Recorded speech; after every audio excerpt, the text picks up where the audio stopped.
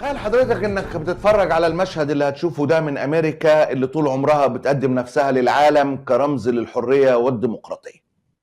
لكن المرة دي اللي بيتكلم مش محلل ولا صحفي، ده رئيس سابق شايف بلاده وهي بتتغير بشكل سلبي ومدمر قدام عينيه. باراك اوباما طلع بخطاب بيحكي فيه ازاي امريكا اللي كان بيحلم بيها بقت في عهد ترامب بلد تطارد خصومها السياسيين، تكافئ الاغنياء، تتجاهل الفقراء. رئيس بيتباهى بتجديد حمام بالذهب ويتكلم عن القيم والمسيحيه وهو بيبني قاعه رأس بملايين الدولارات. حكومه مقفوله واقتصاد يتدهور. اوباما في حديثه للناس مش عشان يذكرهم بالماضي، عشان يقول لهم الحقيقه اللي محدش عايز يسمعها، ان امريكا في سقوط حر في زمن ترامب، وبقت عايشه بين الوهم والمظهر، بين شعار العظمه وحقيقه الانقسام. بعد ما اوباما رسم صوره امريكا اللي اتغيرت تحت حكم ترامب، نرجع خطوه للخلف ونسال الراجل اللي بيحكم امريكا شايف العالم ازاي. اول تصريح ليه خارج الحدود لما قرر يتكلم باسم الدين مش باسم الدولة، وده في نيجيريا تحديدا، البلد اللي استغلها ترامب عشان يظهر في صورة المنقذ، وبدأ يحكي عن خطر يهدد المسيحيين هناك وكأن العالم كله محتاج يسمع تحليله. المسيحيون في نيجيريا يواجهون تهديدا وجوديا. البعض بيرى انه التفاتة ترامب لنيجيريا ملهاش دعوه بالمسيحيين ولا باليهود ولا المسلمين. في نيجيريا في نزاعات كتيره على الارض ورعاه ومزارعين واعراق. فالمشهد ليس بالصوره اللي بيقولها ترامب، لكن بعد تصريحاته وزاره الحرب الامريكيه اعلنت جهوزيتها. وبيت هيغيث في تدوينه كتب ان الوزاره مستعده للتحرك. الوزاره مستعده للتحرك. قتل المسيحيين الابرياء في نيجيريا او في اي مكان اخر يجب ان يتوقف فورا. وزاره الحرب تستعد لاتخاذ اجراء، اما ان تحمي الحكومه النيجيريه المسيحيين او سنقوم نحن بقتل الارهابيين الاسلاميين الذين يرتكبون تلك الفظائع المروعة. دي حماية أقلية إنسانية ولا لعبة بتخدم أهداف شخصية وانتخابية ومالية؟ ترامب بيستخدم الملف ده كأداة سياسية في جيبه. الكلام عن تهديد وجودي للمسيحيين جه في توقيت مناسب عشان يلم دعم قاعدته ويحط حرصه على المسيحيين المضطهدين أمام جمهوره وكأنه بطولة. يشتت الانتباه عن مشاكله داخل البلاد، يجعل الرأي العام يهتم بخطاب خارجي بدل ما يسلط الضوء على القضايا الداخلية العنيفة اللي منها إغلاق داخل يوم 33 في أمريكا بخسائر تصل ل 14 مليار، ضغط مباشر على الرواتب والخدمات، دين عام تجاوز ال 38 تريليون، تضخم 3%، توسع في صلاحيات المراقبة.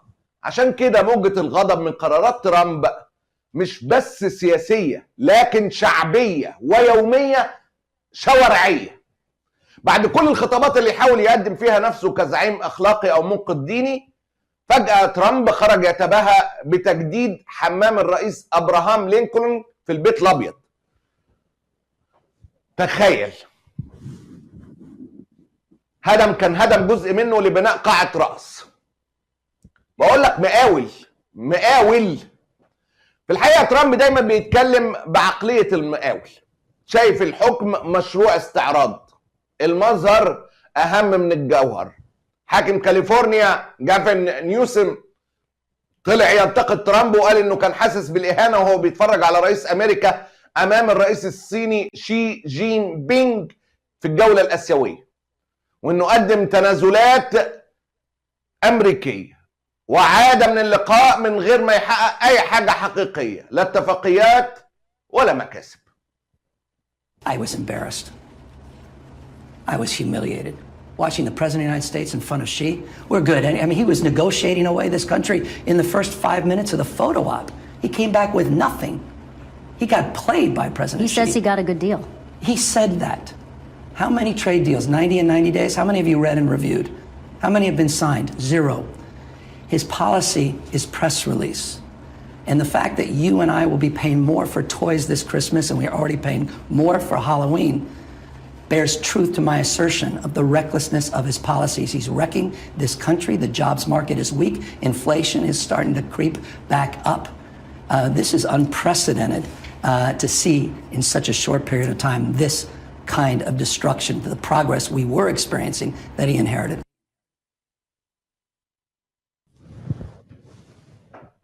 ليظهر الرئيس السابق أو الأسبق أوباما في خطابه كان بيدعم مرشحة الديمقراطيين في انتخابات حاكم ولاية فرجينيا، يلقي خطابا ورسالة مهمة جدا للأمريكان ولترامب. بدأ أوباما إن اللي بيحصل دلوقتي ما كانش مفاجأة وأنهم حضرهم قبل هذا. هل اتغيرت أحوالكم؟ هل الاقتصاد خدمكم ولا خدم ترامب وعيلته؟ أقصى خطاب من أوباما في مواجهة ترامب مباشرة. And here's the thing. It's not as if we didn't see some of this coming. I will admit it's worse than even I expected, but I did warn y'all. I did. You can run the tape. And by the way, he warned you too, because he said what he was going to do. But the fact is, there were plenty of people who voted for Trump and the Republicans anyway. And it wasn't because they wanted to give up the right to free speech or see our public health systems torn down, but because they were understandably frustrated with inflation and gas prices and the difficulty of affording a home and worries about their children's future, and so they were willing to take a chance. Now, 9 months later, you got to ask yourself, has any of that gotten better? Is the economy working better for you? Because it sure has gotten better for Trump and his family. أوباما قال إن ترامب وعيلته كسبوا مئات الملايين من الاستثمارات في العملات الرقمية ومشاريع شاركوا فيها أجانب وأثرياء بيتقربوا من السلطة، وإن الاقتصاد ماشي حلو جدا مع المليارديرات ومع رجال الأعمال اللي اتخفضت ضرائبهم واتشالت عنهم الرقابة، لكن الأسر الأمريكية معاناتهم زادت بشكل بشع. أوباما. Since he's been in office, the whole crypto business and other ventures have made hundreds of millions of dollars, including from foreign nationals and rich folks investing because they want to stay in the president's good graces. The economy has been really good for some of Trump's billionaire pals and for finance bros and well-connected corporations who've seen their tax bills go down and don't have to worry about all these pesky regulators anymore. But for ordinary families, costs haven't gone down, they've gone up, partly thanks to this shambolic tariff policy. أوباما قال إن سياسات الرسوم الجمركية الفوضوية اللي بيعملها ترامب زودت الأسعار وضربت الشباب اللي يبدأ حياته في مقتل. التوظيف في المستويات الأولى نزل 16% عن السنة اللي فاتت. مئات الآلاف من موظفي الحكومة خسروا شغلهم عشان يمولوا تخفيض ضرائب الأغنياء. Young people trying to get a start in life are having a tougher time than ever finding a job. Entry-level hiring is down 16% from last year. Hundreds of thousands of federal employees, including a lot of people here in Virginia, have lost their jobs to pay for those billionaire tax cuts. We're talking about people who have dedicated their lives to public service, who make the country work. Healthcare premiums for millions of people are about to double or even triple next year. اوباما وبصراحة متناهية. عندنا رئيس شايف انه عادي يركب وزارة العدل ويستخدمها عشان يلاحق خصومه السياسيين. عندنا رئيس عادي يبدل المدعين العامين المحترفين بناس مخلصة ليه شخصيا تنفذ اوامره. القائد الاعلى للجيش بيقبل الضباط المكرمين، بيقيل الضباط المكرمين لان ولائهم للدستور اقوى من ولائهم ليه كوزير. بينشر الحرس الوطني في المدن بحجة انه بيحارب الجريمة رغم ان مفيش موجة جريمة اصلا. President who thinks it's okay to use the Justice Department to go after his political opponents. Hey, wait, don't boom. Vote. They don't hear boos, they hear votes. So we've got a president who replaces career prosecutors with loyalists who will do what he wants, and now he's telling them what he wants is for them to hand over millions of taxpayer dollars that he had to pay in expenses for previously violating the law. We've got a commander-in-chief who fires decorated officers because he thinks they might be more loyal to the Constitution than they are to him.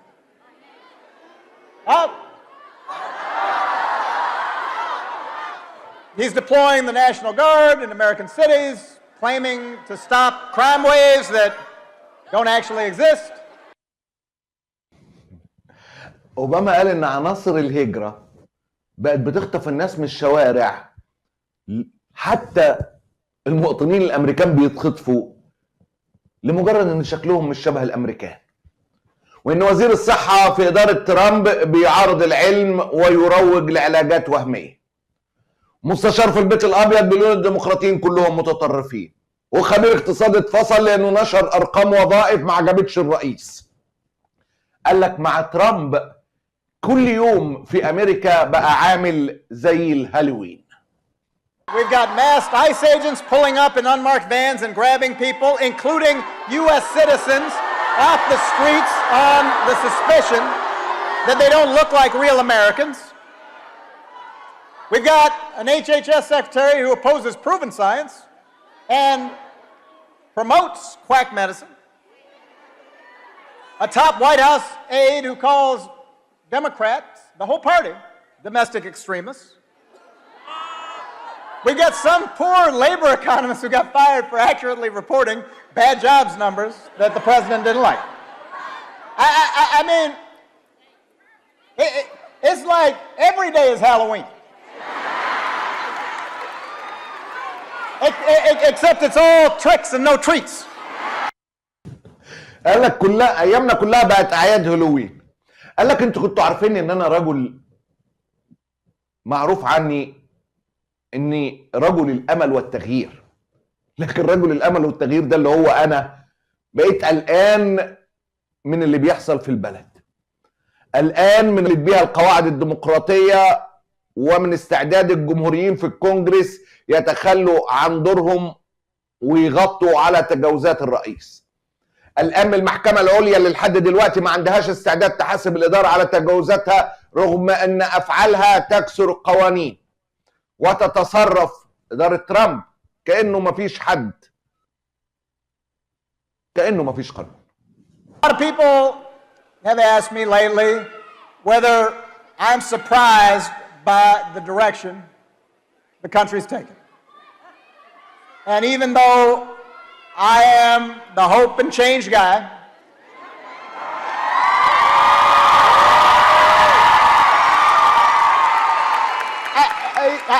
I try to be honest with them. So I say, yes, there are things I am worried about.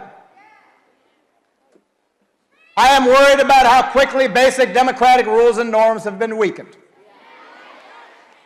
I'm worried about how willing Republicans in Congress have been to surrender their role as members of a co-equal branch of government, refusing to buck the president even when they know he's out of line, even when a lot of them will privately admit that power is being abused in ways that will hurt their constituents and hurt the country. I worry about a Supreme Court that, so far at least, has shown no willingness to check this administration's excesses. even when those actions break legal precedent and seem to defy the bedrock principle that no one is above the law. اوباما، انا قلقان من تزايد نفوذ المليارديرات والشركات العملاقه واللي بقت تتحكم في الناس. القوه الاقتصاديه الغاشمه اللي بيعتمد عليها ترامب شوهت السياسه. اصحاب النفوذ في مكاتب المحاماه والجامعات بقوا بيركعوا امام نزعات الرئيس السلطويه عشان يحموا مصالحهم. المصيبه ان احنا بقينا نتعامل مع كل ده كانه شيء طبيعي، كأن انحراف السلطه بقى جزء من الحياه، مش خطر عليه وعلينا. I worry about the growing concentration of economic power in this country, with just a handful of mega billionaires and companies controlling what we see and what we hear. And I worry about how much that economic power distorts the political process. I worry about how readily not just business leaders, but others with influence in law firms and universities have been willing to bend the knee to this president's autocratic impulses to avoid retribution or protect profits or simply to avoid controversy.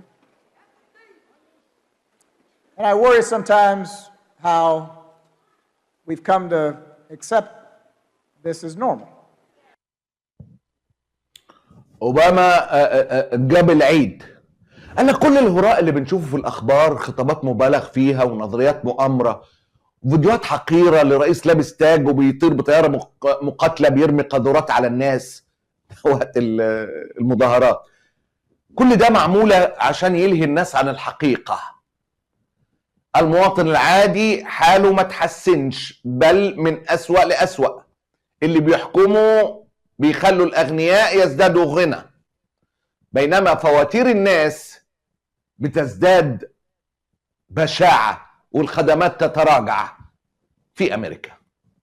And all the nonsense we see on the news every day, the over-the-top rhetoric, the fabricated conspiracies, the weird videos of a U.S. president with a crown on his head flying a fighter jet and dumping poop on protesting citizens, all of that is designed to distract you from the fact that your situation has not gotten better.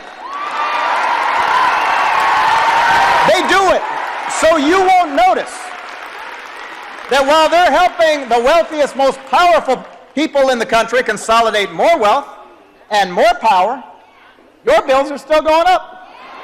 And you're waiting longer at airports because there are no... الحل في ايديكم انتم، وكل حاجة ممكن تتغير. معايا مرشحة عندها تاريخ حقيقي في العمل العام، شايفة الناس وفاهمة معاناتهم.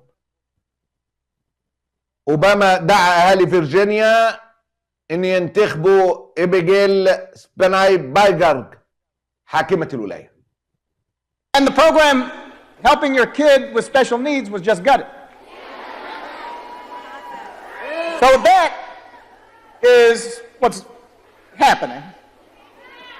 And the good news is there's something you can do about it. Right here. Right now.